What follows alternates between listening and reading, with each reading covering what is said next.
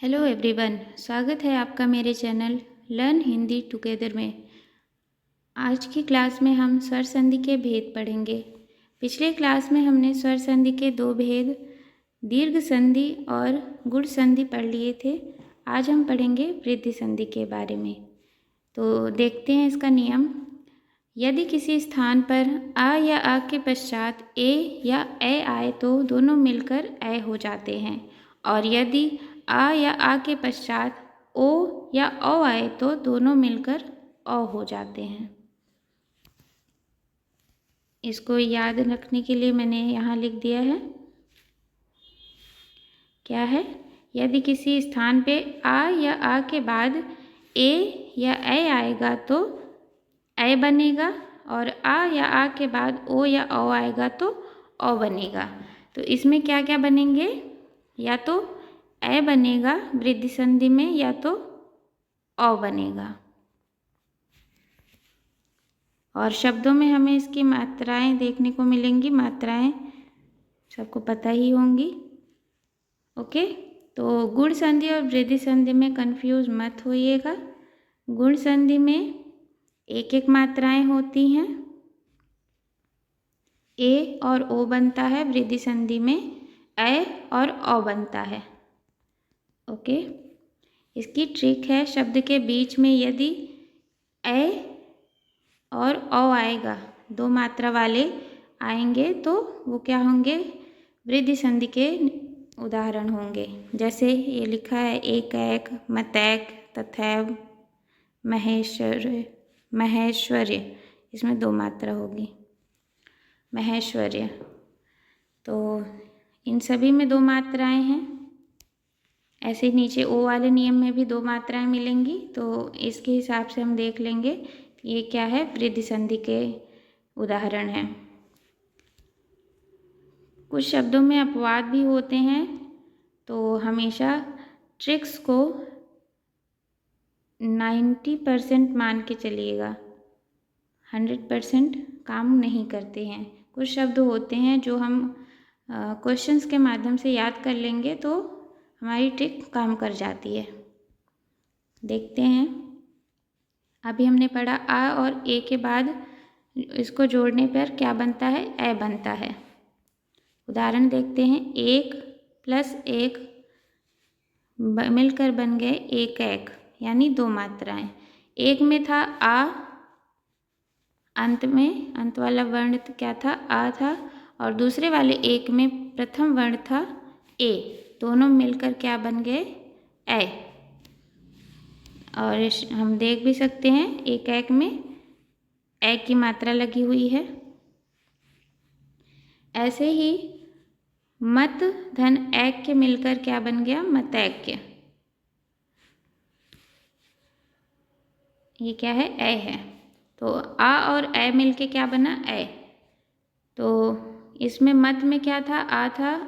एक में ए है, आ और ए मिलके ए बन गया, तो शब्द बन गया मतैक्य। ऐसे ही तथा धन एव। तथा में बड़ा आ था, एव में ए है, आ और ए मिलके ए बन गया, तथैव। ऐसे ही महा प्लस ऐश्वर्य मिलकर बन गया महेश्वर्य। आगे देख लेते हैं। ओ का नियम। आ प्लस ओ मिलकर क्या बनाएंगे? औ। ऐसे आ प्लस औ मिलकर भी औ बनाएंगे, बड़ा आ ओ मिलकर भी औ बनाएंगे, और बड़ा आ औ मिलकर भी औ बनाएंगे। यानी किसी भी प्रकार का आ हो प्लस ओ या औ होगा तो क्या बनेगा? हमेशा औ बनेगा। इसका उदाहरण है परम प्लस ओजस्वी मिलकर क्या बन गया? परमोजस्वी। यानी परम में क्या था? आ था, ओजस्वी में ओ था, आ और ओ मिलकर औ बन गया, परमोजस्वी। ऐसे ही प्रा प्लस औद्योगिकी मिलकर क्या बन गया? प्रौद्योगिकी। आगे महा प्लस ओज मिलकर क्या बन गया? महोज। और महा प्लस औषधि मिलकर क्या बन गया? महौषधि। इसका मैं एक सिंपल तरीके से आपको बता देती हूँ। जैसे हम तथा धन ए वाला ऑप्शन लेते हैं, इसका कैसे संधि करेंगे, तो हमेशा याद रखिएगा पहले शब्द के, यह है पहला शब्द, तो पहले शब्द का अंतिम वर्ण लेते हैं। इसमें अंतिम वर्ण क्या है बड़ा आ। और दूसरे शब्द का पहला वर्ण, दूसरे शब्द का पहला वर्ण क्या है ए। और हमने नियम पढ़ा आ और ए मिलकर क्या बनता है ए। यहाँ तक समझ आ गया, ए बना। तो तथा का आ, जो आ की मात्रा थी उसकी हमने संधि कर दी, तो हम जितना बचा था उतना लिख लेते हैं। हमने क्या बनाया था ए बनाया था, संधि बीच में हुई है तो बीच में ही जुड़ेगा, तो इसमें जोड़ दिए ए की मात्रा। ए का हमने संधि कर दिया तो बचा वा को यहाँ लिख देंगे, हो गया तथैव। तो आशा करती हूँ समझ में आ गया होगा। अब आगे देखते हैं। ये आप लोगों के लिए एक प्रश्न है, सदा प्लस एव मिलकर क्या बनेगा। इसका उत्तर ज़रूर आप लोग कमेंट्स में दीजिएगा। देखती हूँ कितने लोगों को समझ में आया है।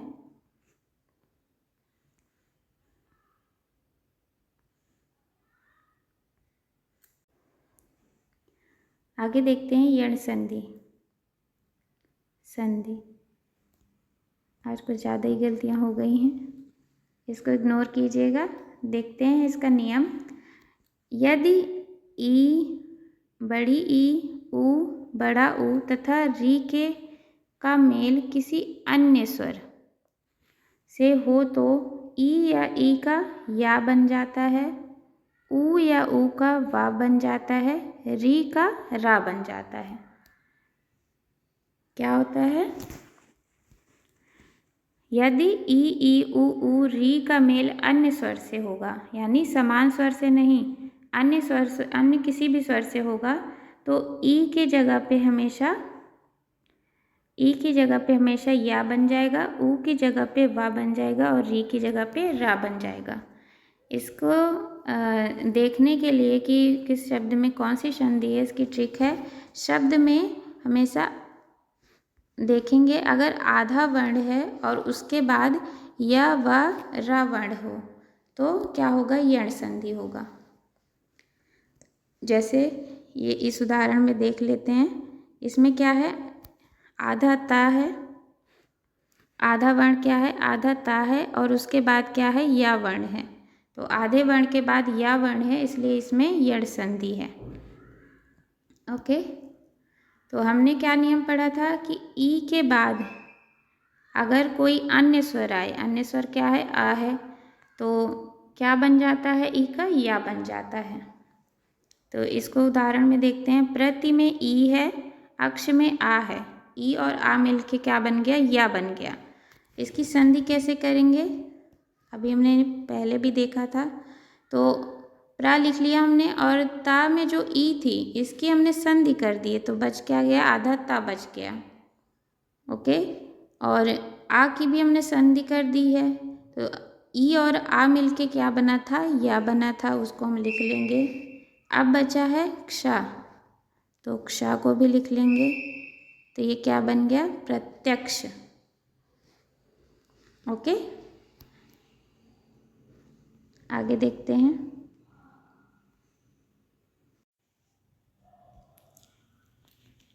अभी हमने देखा ई और अन्य स्वर जोड़ने पर ई का या बन जाता है, लेकिन अगर अन्य स्वर की जो भी मात्रा होगी, जैसे छोटा आ जोड़ा था तो छोटा आ की कोई मात्रा नहीं होती, तो उसमें सिंपल या बना था, लेकिन यहाँ बड़ा आ जुड़ रहा है तो बड़ा आ ई का या बना और बड़े आ की मात्रा लग जाएगी। ऐसे ही नीचे इसमें ई का या बना है और ए की मात्रा लग गई है, ऐसे ही दूसरा वाला स्वर जो भी होगा उसकी मात्रा या में लग जाती है।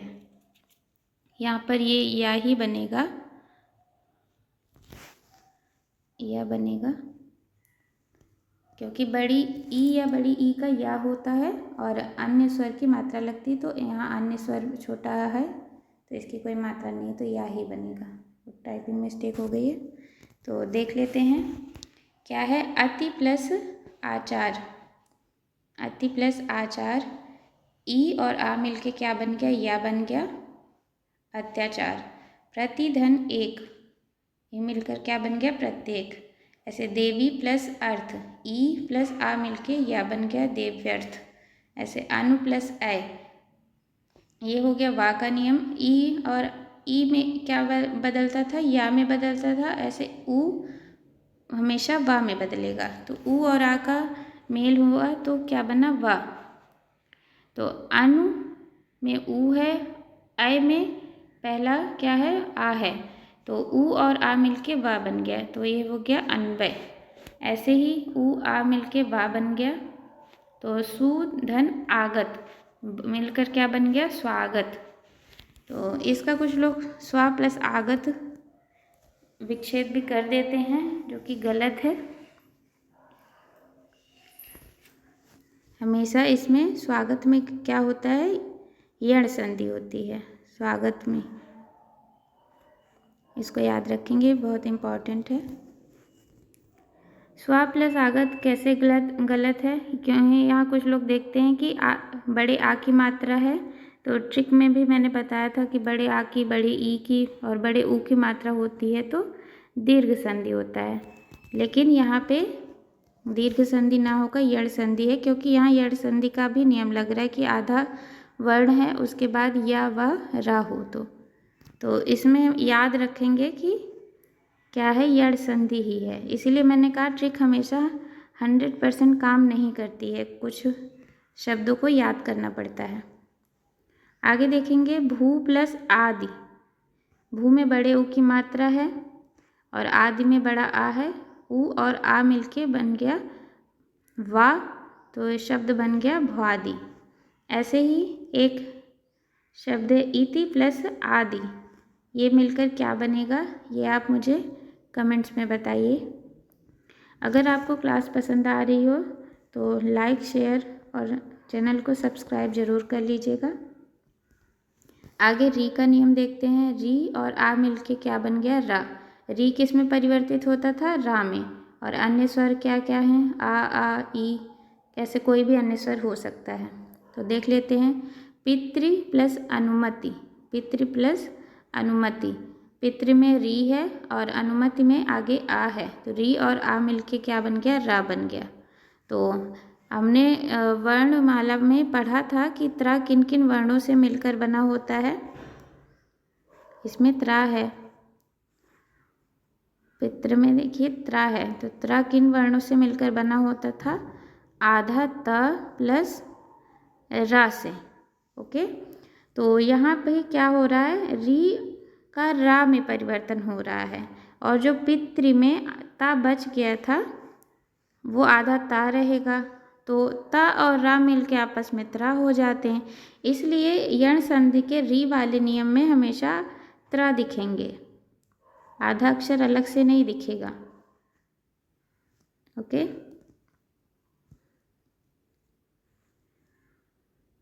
तो पितृ प्लस अनुमति क्या बन गया, पितृनुमति। पितृ प्लस आज्ञा मिलकर पित्राज्ञा। और मातृ प्लस इच्छा, मातृ में री है, इच्छा में ई है, अन्य स्वर था ना, तो अन्य स्वर। री का रा बना, ई की मात्रा लग गई, तो ये हो गया मातृक्षा। ऐसे एक अपवाद के रूप में एक शब्द है लाकृति, लाकृति अपवाद कह लीजिए या जो भी आप समझे। एक ये लाकृति शब्द है, इसमें भी क्या है, यड़ संधि है। यड़ संधि है, कैसे देखते हैं। यड़ संधि किस प्रकार होती है लाकृति में, तो ये वैसे तो संस्कृत का नियम है, लेकिन हिंदी में भी पूछ लिया जाता है, क्योंकि ये बनता है री से। री संस्कृत का स्वर है, हिंदी में इसका प्रयोग नहीं होता है, तो ये बनता है ली री प्लस आकृति से। ली प्लस आकृति से मिलकर बनता है लाकृति। लाकृति, ये शब्द याद कर लीजिए या नोट कर लीजिए कहीं पे। ये क्या होता है? यड़ संधि का उदाहरण है। तो यड़ संधि यहीं पे खत्म हुई। आगे हम पढ़ेंगे अयादि संधि। ये स्वर संधि का अंतिम भेद है, स्वर संधि का लास्ट टॉपिक अयादि संधि। इसका नियम है, यदि ए, ऐ, ओ, औ का मेल किसी अन्य स्वर से हो तो क्रमशः क्या बनता है? ऐ, आय, औ, आव। इन सब में हलंत रहेगा। क्या बनेगा? ऐ, आव, ऐ, आय, औ, आव बनेगा। इसका नियम मैंने नीचे भी लिखा है। क्या बनेगा? ए का मेल अगर अन्य स्वर से होगा तो ऐ बनेगा। ऐ का मेल अगर अन्य स्वर से होगा तो आय बनेगा। ओ का मेल अगर अन्य स्वर से होगा औ बनेगा। औ का मेल अगर अन्य स्वर से होगा तो आव बनेगा। इसको ज़्यादा याद करने की भी ज़रूरत नहीं है, एक बार बोल के पढ़ेंगे तो ये दोनों सब सेम ही लगते हैं। जैसे ए को आय पढ़ेंगे, ऐ को आय पढ़ेंगे, ओ को औ पढ़ेंगे और औ को आव पढ़ेंगे। इसकी ट्रिक है, शब्द के बीच में या व आए तो क्या होता है? अयादि संधि होती है। हमेशा शब्द के बीच में या तो या मिलेगा या तो व मिलेगा। कैसे? जैसे नयन में क्या है? या है, नायक में या है, पवन में वा है, पावक में वा है। तो इन सब में क्या है? अयादि संधि है। ये सारे शब्द भी सिंपल ही होते हैं, ज़्यादा मात्राएं वगैरह नहीं मिलती हैं। ओके, उदाहरण देख लेते हैं। ए प्लस आ, अन्य स्वर है आ, तो ए में आ मिल गया तो क्या बन गया? ऐ बन गया। ओके, इसको बिल्कुल भी वृद्धि संधि के नियम से कंफ्यूज नहीं करेंगे, क्योंकि वृद्धि संधि में क्या होता था? पहला वर्ण इधर आ या आ होता था, आ या आ प्लस ए या ए, और इसमें बिल्कुल उसका उल्टा है। इसमें पहले ए या ए, ओ, औ आगे होंगे और अन्य स्वर, कोई भी स्वर हो सकता है आ की जगह पे, वो बाद में होंगे। ओके, ये ध्यान रखिएगा, कंफ्यूज मत होइएगा। देखते हैं, ए आ मिलके बन गया ऐ, तो शब्द क्या है? ने में ए है, अन में आ है, ने प्लस अन मिलके बन गया नयन। ओके, नयन में ऐ कैसे है वो हम देख लेंगे। ने का ए जब हम निकाल देंगे तो ये आधा ना बचेगा। आधा ना में जब हम फिर से नीचे देखते हैं, यहाँ पे क्या है? ने प्लस अन। ओके, ने में क्या है? ए है, इसमें क्या है? अ है। इन दोनों को मिला के हमने क्या बना दिया? ऐ बना दिया। जब हमने ने में से ए निकाल दिया तो ये क्या बच गया था? आधा ना। इसमें हलंत लगा देते हैं। ओके, अब ऐ को बीच में जोड़ना है तो बीच में जोड़ेंगे। अब ऐ को ऐसे ही तो जोड़ नहीं देंगे, आ है, ये आधा ना है, तो आधे ना में आ जुड़ जाएगा। जब ये वाला आ ना में जुड़ जाएगा तो ये हलंत क्या हो जाएगा? हलंत हट जाएगा, ये ना हो जाएगा पूरा। आधे ना में आ जुड़ जाएगा तो ना पूरा हो जाएगा, और या है तो या जोड़ देंगे, और ये वाले आ का पहले ही संधि हो चुका है तो ये वाला ना बच गया था, ये लिख देंगे, हो गया नयन। तो ये आपको समझ में आ गया। आगे बढ़ते हैं। ऐसे ही ऐ में आ जोड़ेंगे तो बन जाएगा आय। तो देखते हैं, नय प्लस अक, नायक। ऐसे ओ में आ जोड़ेंगे, अव बन जाएगा। जैसे पो धन अन क्या बन जाएगा? पवन। ऐसे ही औ में आ जोड़ेंगे तो आओ बन जाएगा। पौ प्लस अक क्या बन गया? पावक।